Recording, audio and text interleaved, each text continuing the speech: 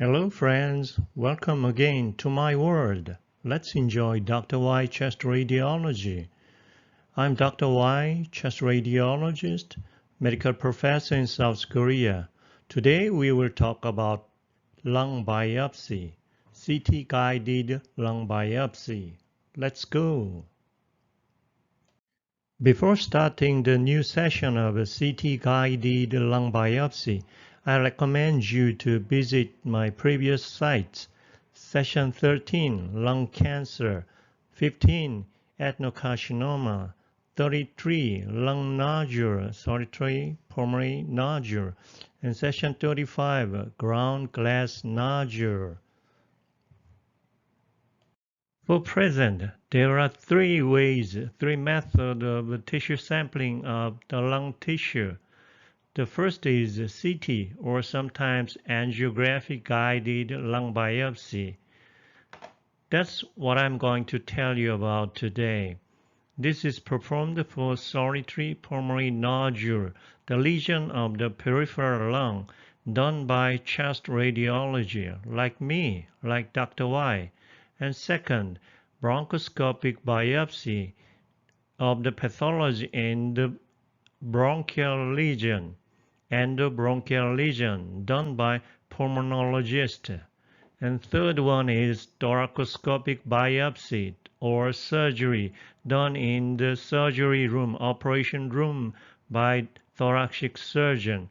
Today we will talk about the number one method, CT-guided lung biopsy. Let's go.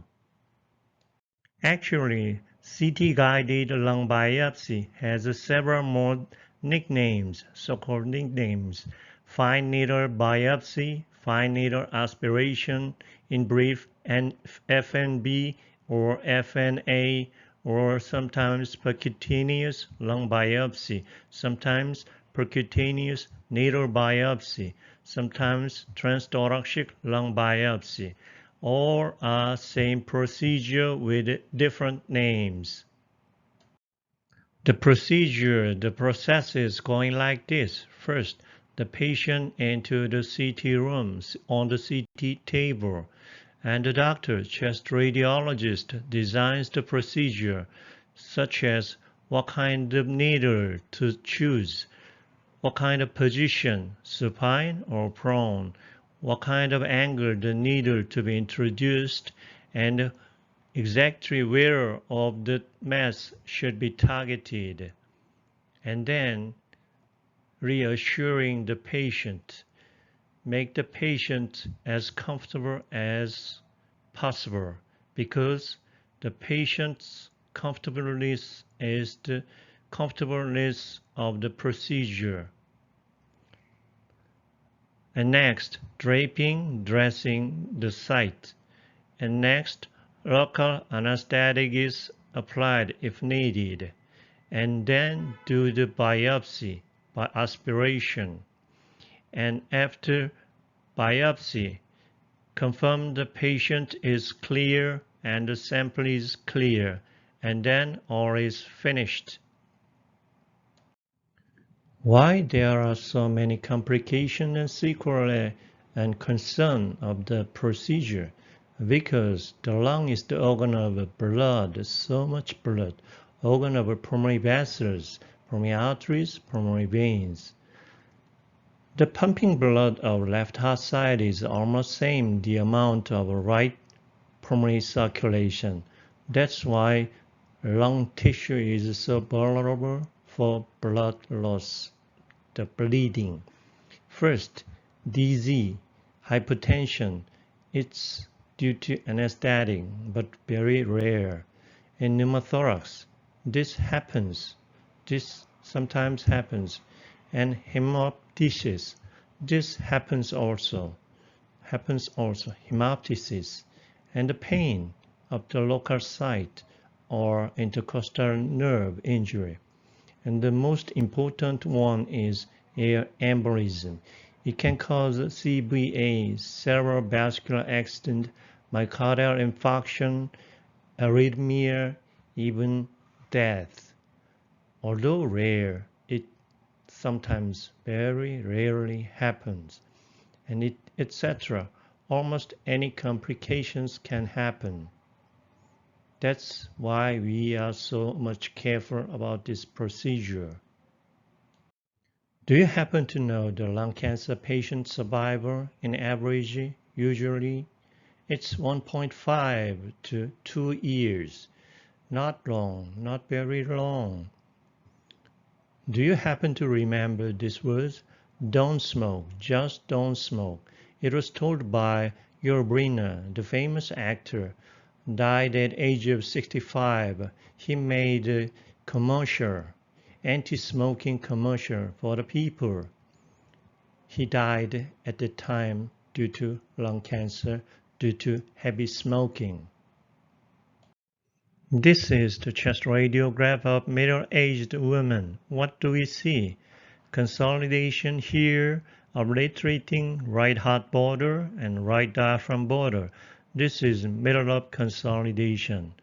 In this contrast-enhanced XR CT, we see the consolidation in middle lobe, but we do not know the exact pathology, whether this is pneumonia, what kind of germs in here, or is this adenocarcinoma?